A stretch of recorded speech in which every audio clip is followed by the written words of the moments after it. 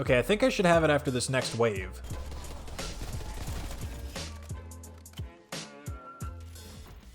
Wait, I can't believe it. It actually gave it to me. No fucking way. Dude, I genuinely did not think this was actually gonna work. I love this game. All right, how's it going, everybody? Welcome back to Black Ops Cold War. And as you can see from my character here, we finally unlocked Dark Aether. Kind of. The thing is, like, yeah, I have the camo, but the way I see it, I basically fucking cheated. If you're new here or you just haven't been following the camo grind, basically for pretty much the entire time, the counter of the number of weapon classes that I needed to unlock Plague Diamond for in order to unlock Dark Aether was wrong. I remember first noticing it like right after I think I did the pistols, at which point I would have had 2 weapon classes done and it said I had 3. And then it sort of proceeded on like that up until I got to the point where I had yet to do the tac rifles, assault rifles, and SMGs, but for whatever reason it said I only needed to do 1 more weapon class to unlock Dark Aether. And while I joked about being able to get the camo early, I never really expected it to actually work. I kind of just expected the counter to fill up and for me to just not have it yet. But to my absolute astonishment, once I finished the tac rifles, it actually gave me the camo. So like as you can see here, yeah, I have Dark Aether unlocked. I can pick it, I can select it, I can equip it to any of the guns that I have Gold Viper unlocked for. But if we go into a class like say my AK here, for example, I can't equip this camo because I haven't actually completed the assault rifles. And the reason I say this is basically cheating is that if you count them all up, I believe there are 29 weapons that you have to complete in order to unlock Dark Aether, and the SMGs and assault rifles account for 10 of them. So I quite literally haven't done an entire third of this challenge, and I received the camo for it anyway. Don't get me wrong, I'm not complaining at all, but it does feel a little bit scummy. Anyway, yeah, here's what a Dark Aether Barrett looks like, in case anybody wanted to know. I'm not gonna lie, I actually do really like the look of this camo. There's a couple guns it looks really derpy on, like on the Spas. No surface area of the gun is covered by the camo for some fucking reason if you have attachments on it. And there's like other random weapons here and there where the camo looks kind of silly, but for the most part, it actually looks really good. So yeah, there it is. We have Dark Aether now. Being serious for a minute, I am gonna go back and unlock the assault rifles and the SMGs so I have it legit. Like, I'm not just gonna leave things as is. Also in part because I obviously want to be able to use the camo on those weapons as well. But for right now, I'm gonna sit and enjoy my victory because at the moment, I'm kind of done with zombies. It's like I was kind of saying before, man. I've just got some nagging gripes about the game mode in general and like the Die Machine map as a whole. And after having played the mode this much at this point, those things do tend to get on your nerves a bit more.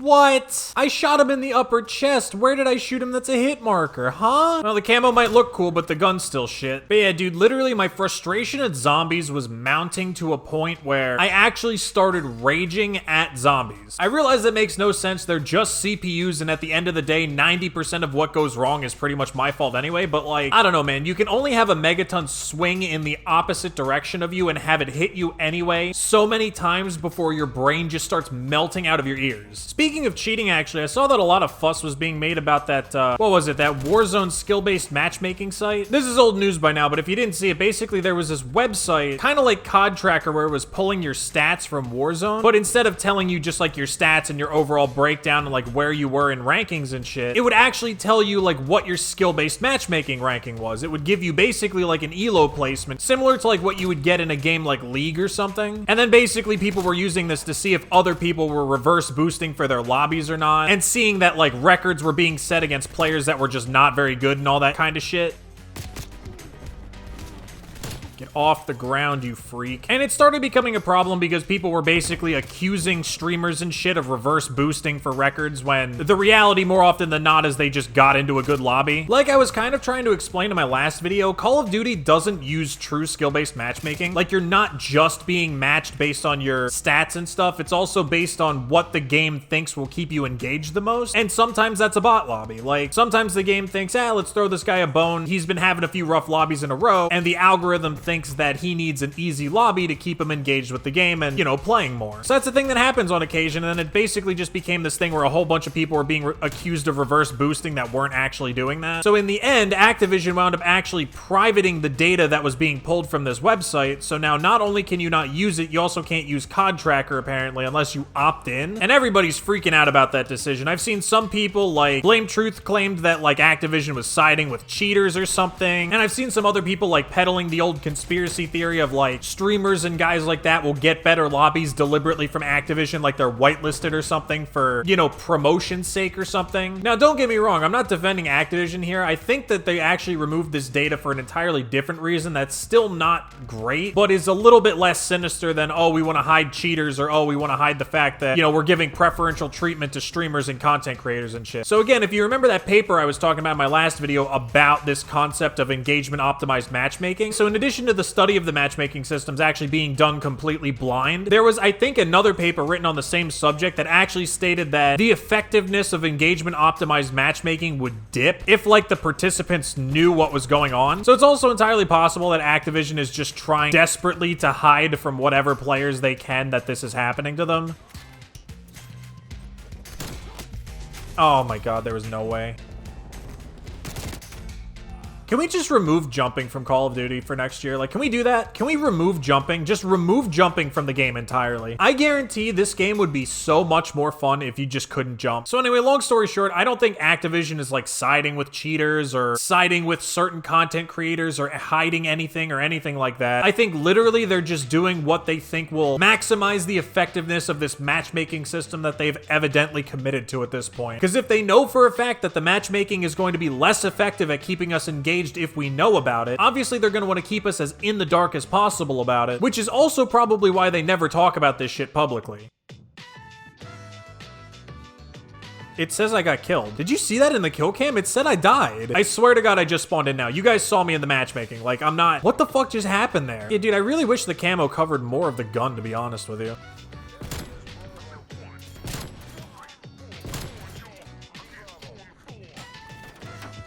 Oh my god. Wait, I have on flak jacket, don't I? Yeah, I do. How the fuck did that kill me? Honestly, I wish that website would have stayed up, just so that I could consistently check what skill bracket my games are in. Because, like, I'd be willing to bet that 90% of my really good games are in probably, like, their bronze skill bracket or whatever, and all my hard games that I hate my life and I just want to quit are all in, like, the gold bracket or higher. You know, with all those fucking sweaty weirdos jumping around every corner with an MP5. Even if people saw that my games were in bad lobbies, I wouldn't give a fuck. I'd just be like, look, I'm not reverse boosting, but this is fun. This is the fun that the game has decided to provide me with. Also, it is worth noting that, at least from where I stand, I don't think that website was probably a very good indication of the actual skill bracket of various lobbies.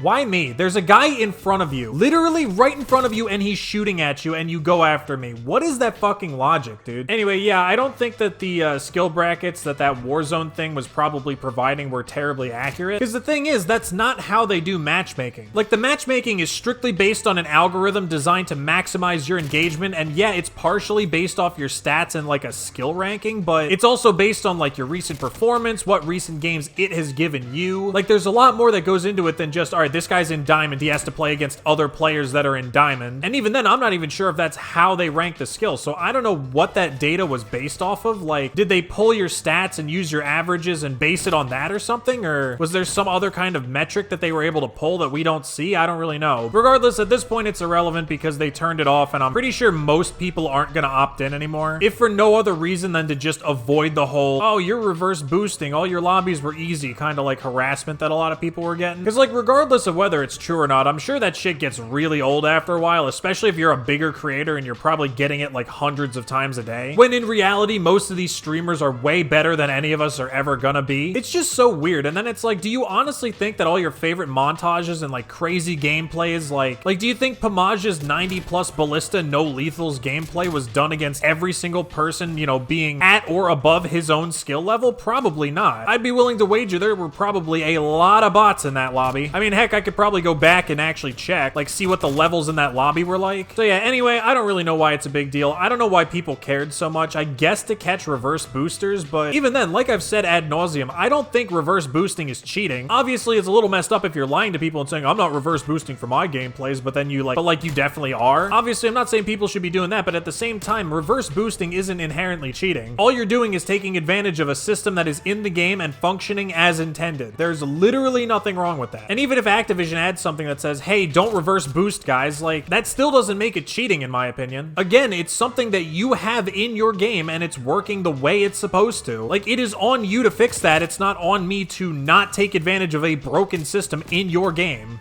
Why is that a hit marker? And dude, if I get one more hit marker, I'm gonna throw up.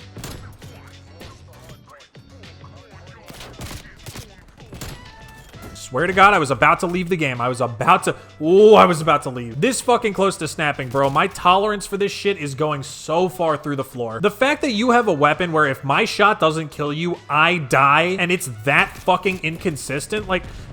And there's another one for you. Why do trophy systems block tomahawks? What is the logic behind that? All right, I'm leaving. I'm not even finishing that game. I don't care. You know, it's funny, at the start of that game, about half that lobby was sniping. And by the end, I was seeing a whole lot of MP5s. But anyway, that's about it for this video. Finally have my hands on Dark Aether, kind of. And like I said, I am gonna go back and do that, like, legit and stuff. Right now, I just want to kind of snipe and enjoy my achievement a little bit, you know? Because I am really starting to get sick of zombies. Like, I definitely need a break. But yeah, as always, if you enjoyed this video, definitely leave a like. And be sure to subscribe if you want to see more content. And yeah, that's about it. I'll see you guys in the next one.